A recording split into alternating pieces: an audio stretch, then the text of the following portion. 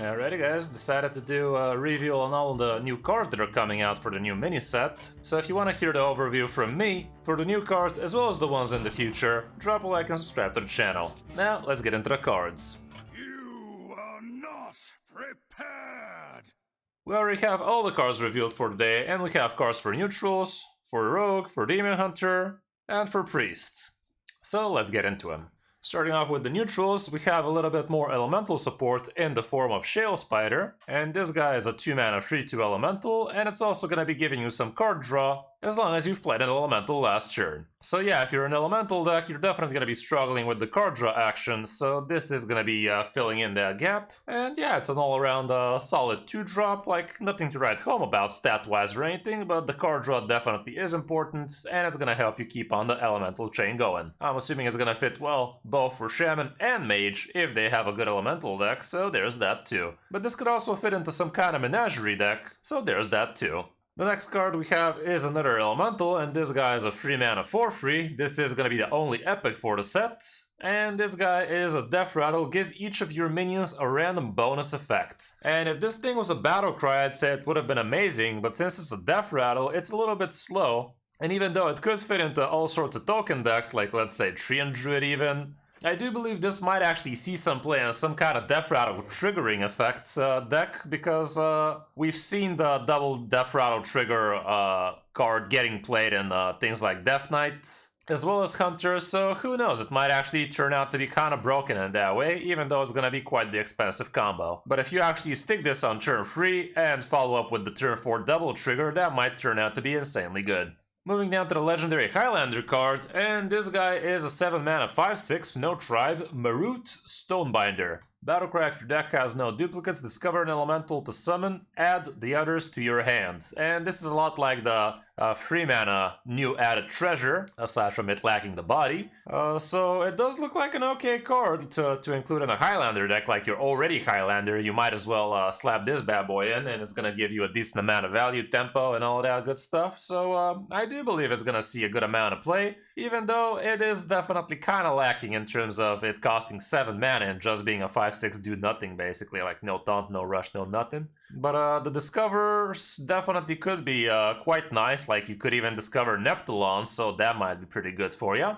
But obviously you might also just low roll tremendously and basically spend 7 mana on a couple of mediocre minions. But all around I do believe it's gonna find its place in most Highlander decks if they're already Highlander anyway. We also have the Stone Drake sitting at 6 mana, and this is a 2/8 elemental dragon that has Divine Shield, Taunt, and Lifesteal, and also it can't be targeted by spells or hero powers, so it would be quite annoying to deal with. I do believe something like this might actually find its way in Dragon Druid, like you're already having great ways to buff up your dragons. Maybe the 3-mana beast is gonna start becoming more dominant again. You can also draw this out through your 5-mana Summerflower Child, which could be a good or a bad thing, like it muddies up your dragon golems, I guess, if you still want to be running things like Alexstrasza or Malagos. But I can definitely see it getting included instead of one of those. You're still obviously going to be running Fae. But yeah, it kind of looks like an okay card. It's probably going to see a good amount of play, honestly. Like, this will protect you from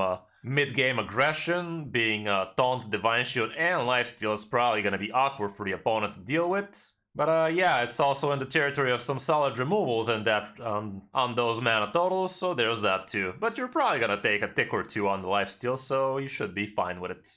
Moving down to the rogue cards, starting off with Fool's Gold, get a random golden pirate and elemental from other classes. And this is a 1-mana that generates a couple of different class cards, but you're just getting him, you're not discovering him, so it's gonna be totally random. And if it gives you some expensive stuff, it's probably not gonna help you trigger some of the effects you want to be doing for the burgle action, but all around it's not an amazing card if you ask me. It's gonna give a good amount of value, but I don't think you're gonna be looking for that as a rogue player right now, but I could be wrong.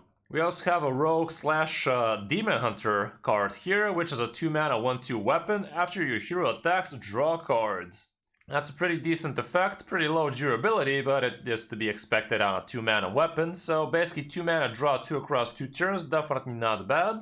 And it's probably gonna fit into plenty of both the classes decks. Like getting that card draw is gonna be very nice. I'm assuming it's gonna be nice in Naga Demon Hunter. It should still be good in most mining rogue decks, and this is gonna be a better way for you to break the 1-3 weapon instead of just hero pairing. This way at least you're also gonna be drawing, so that's kind of cool. But yeah, all around it should be a solid pick. Get it? Quick pick. Yeah. We also have a Rogue Priest card, and this is a 2-mana 2/2 elemental, Hidden Gem. I like what you did there, Hearthstone. This thing has stealth. At the end of your turn, restore 2 health to all friendly characters. And I'd assume this is gonna help Priest a lot more than it does help Rogue, even though for Rogues it is gonna help with doing some good value trades, but for Priests this is gonna unlock so much overheal value, and that might be insanely strong. Like, we are seeing some attempts of overheal Priest developing some meta decks and whatnot, but so far it still feels like it's lacking. This might be the missing link. We also have just a Demon Hunter card here. This is a 4-mana Fell Fisher. Deal 2 damage to all minions. At the start of your next turn, deal 2 more damage to all minions. Interesting.